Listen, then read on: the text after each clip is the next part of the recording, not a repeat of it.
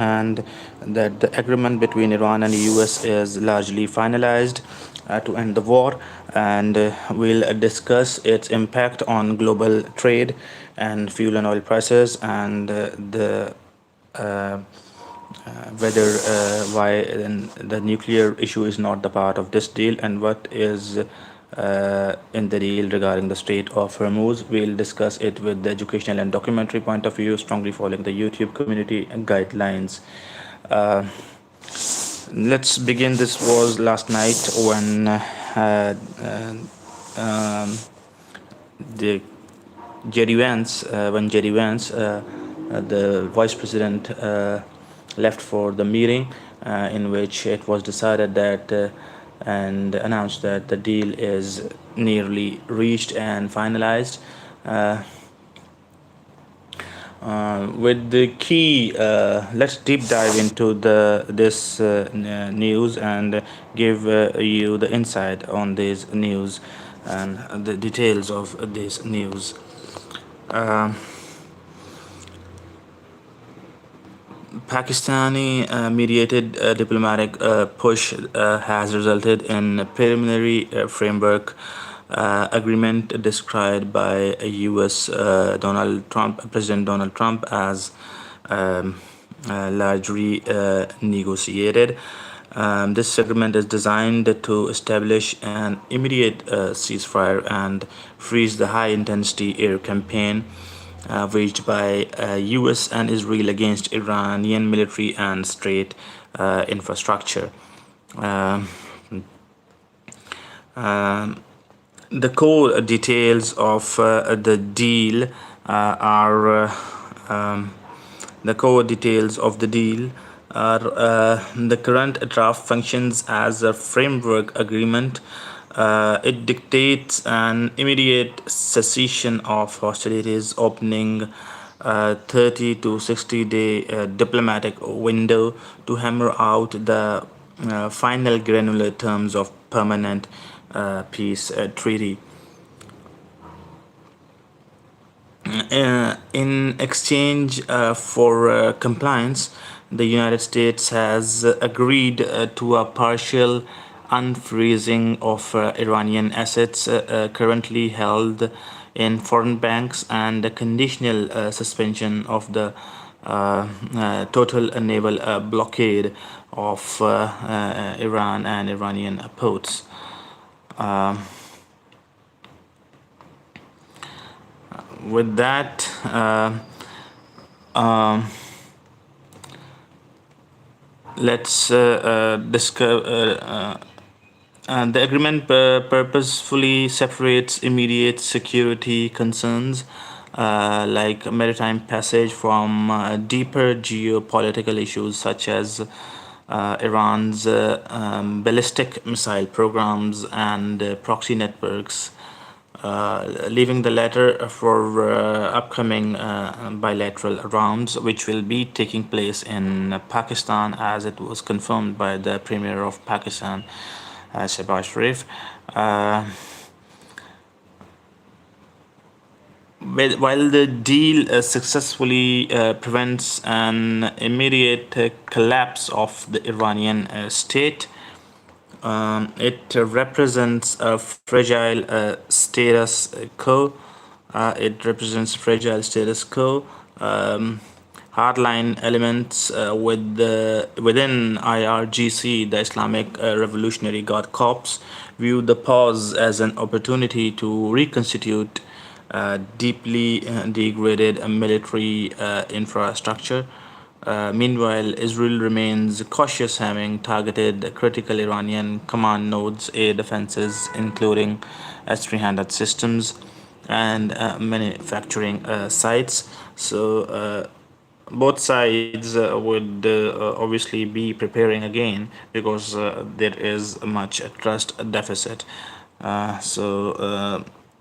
They are preparing again, both sides, in case the war starts again, or for future clashes.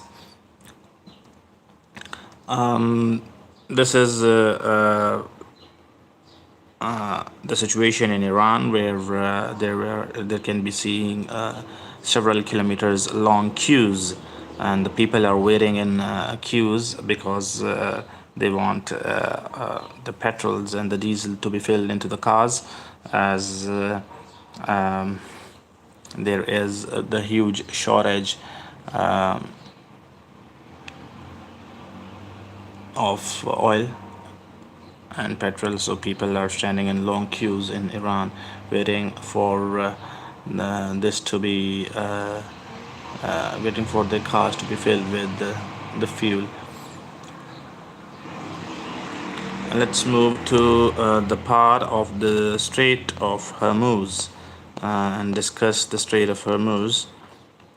Before that, I'll show you what the European Commission President says. She said that, courtesy Al Jazeera News, we need a deal that truly de escalates the conflict, reopens the Strait of Hormuz, and guarantees full freedom of navigation. Iran must not be allowed to develop nuclear weapons. So basically, Ursula von der Leyen says that she's the president of European Commission, and she says that the Strait of Hormuz should be fully functional with no toll fees for vessels to pass, and Iran must not be allowed to develop nuclear weapons. And she calls it these as the must-haves in the deal, and this would, in her opinion, with the deal that would truly de-escalate the conflict. Moving to the point of what is in it, therefore, the Strait of Hormuz. The Strait of Hormuz the Strait of Hormuz has been economic choke point. The Strait of Hormuz has been the economic choke point in this war. Iran's blockade on regional oil and natural gas shipments transit routing through the strait has triggered catastrophic global supply anxieties. The reopening clause of the strait regarding the strait is a baseline condition of the US-led framework is the immediate unhindered reopening of the Strait of Hormuz to global maritime shipping. A major diplomatic narrative battle has emerged regarding who controls the waters. While US officials state the deal guarantees opening international transit, Iran's state-aligned media outlets such as Fars News Agency have fired back, asserting that the Strait of Hormuz will remain strictly under Iranian maritime management and sovereign oversight.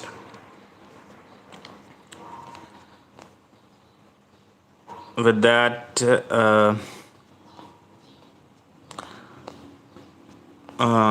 what is the operational reality of the Strait of Hormuz? The threat of asymmetric warfare remains high. The threat of asymmetric warfare remains high. Even if commercial shipping resumes, insurance risks premiums will remain elevated due to the sheer volume of naval mines, anti-ship missiles, and IRGC fast attack crafts stationed along the Iranian coastlines. The nuclear issue. Let's discuss the nuclear issue. Notably, Iran's nuclear program and its stockpile of highly enriched uranium have been intentionally omitted from the current framework text. The uranium and deadlock is there, and for that, deferred negotiations are preferred. Recognizing that nuclear issue is an immediate deal breaker, negotiators have deferred this topic, and the framework specifies that a dedicated 2-month negotiations track focusing solely on Iran's nuclear program will begin after the initial ceasefire takes place. Iran is utilizing its enriched uranium stockpile as its primary geopolitical leverage, uh, refusing to surrender its nuclear progress under immediate military duress. Conversely, Western intelligence and IAEA remain highly alarmed. Recent kinetic strikes during the war, including fragments which hit the Bushehr nuclear power plant, highlight how dangerously close the conflict has come to critical atomic infrastructure.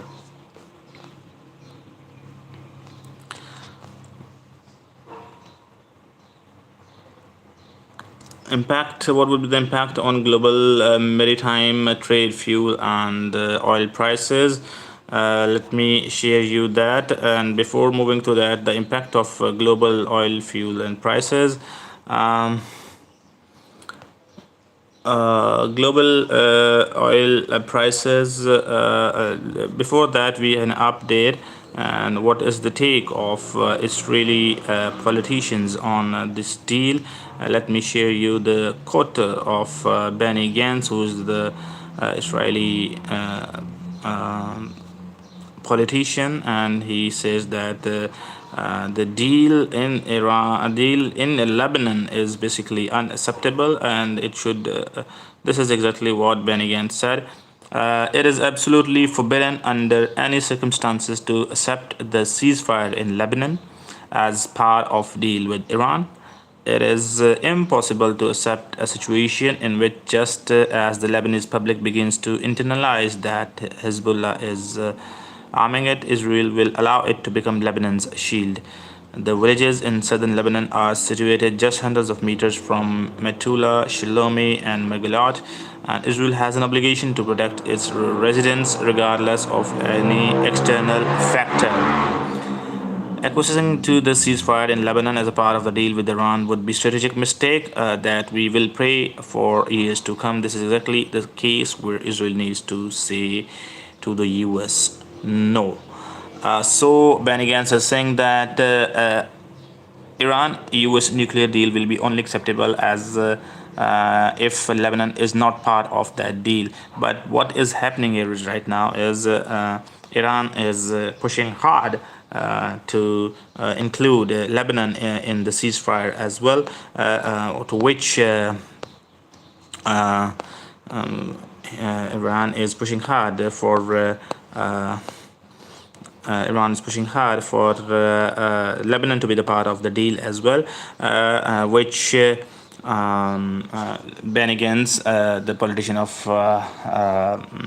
Israel, says that Israel should say no to it and should not be the part of this deal. Lebanon should not be the part of this deal. So we'll see whether Lebanon would be the part of the deal or not. Before that, and let's see, shippers forced the global maritime trade was during the wartime reality was shippers were forced to bypass the Persian Gulf. Container shipping rates skyrocketed. Massive congestion at alternative global ports were seen. But now it is returning to gradual normalization as it is returning to global normalization. And Brent crude experienced massive risks premiums in the war, but immediate de-escalation will always be the good news, which will bring oil prices down. High refining costs and localized fuel shortages were seen across Europe and Asia due to choked LNG and oil shipments during the wartime. But while and now we'll see when the deal gets finalized that crude prices will drop and consumer prices will take time to stabilize due to backlog logistics. Let's move to the part which we discuss and the Lebanon front and the attack on the Erbil. The Lebanon part and the attack on Erbil. Let me show you the footages of the attack which happened last night on Erbil, and I'll provide you the details of that attack, which was carried out on Erbil by Iran. Uh, um, Let me show you those visuals and will provide you the analysis on what the situation is developing and why that attack was carried out. This was the attack last night, which was carried out on Erbil. The conflict cannot be understood as a bilateral US-Iran issue. It is highly integrated multi-front war involving Iran's axis of resistance. The border between the border between Israel and Lebanon has seen immense escalation. Israel's campaign in Lebanon has targeted over thousands of Hezbollah's operative and command centers, including IRGC's Quds Force headquarters in Lebanon. Despite massive damage, Hezbollah has maintained high-volume rocket missile strikes into northern and southern Israel. But this footage is of Erbil. These strikes are carefully coordinated with Houthi drone launches from Yemen to oversaturate Israeli air defenses and impose maximum psychological stress on the civilians. This was the strategy. The framework agreement's success hinges heavily on whether Iran can or wants to restrain Hezbollah's active front line. Iraq has routinely served as a secondary place where kinetic theater, pro-Iranian militias, and direct Iranian missiles units have conducted frequent heavy strikes against U.S. strategic assets in Iraqi Kurdistan, and this is one of the visuals I am sharing to you about what happened in Erbil. Let me take out some more footages for attack on Erbil. The situation, Al-Harir Air Base in Erbil was also targeted. Has been a focal point of these drones and ballistic missiles. Al-Harir Air Base, which was targeted, has been the focal point of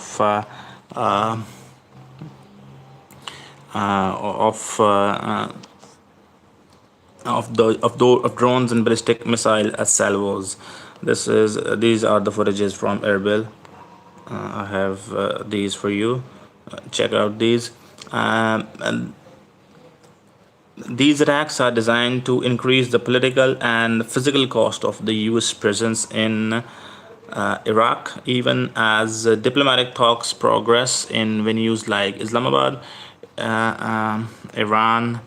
Iranian-backed Iraqi groups continue targeting areas like Baghdad International Airport and Erbil to signal that a ceasefire on paper will not automatically guarantee the safety of US personnel if Iran's broader regional conditions are unmet. So this was the footages from Erbil, which was targeted last night by Iranian missiles and Iraqi-based militias supporting Iran.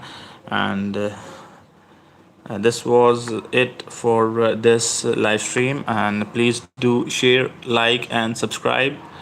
And do take part in the comments as well. And do share, like, and subscribe the channel.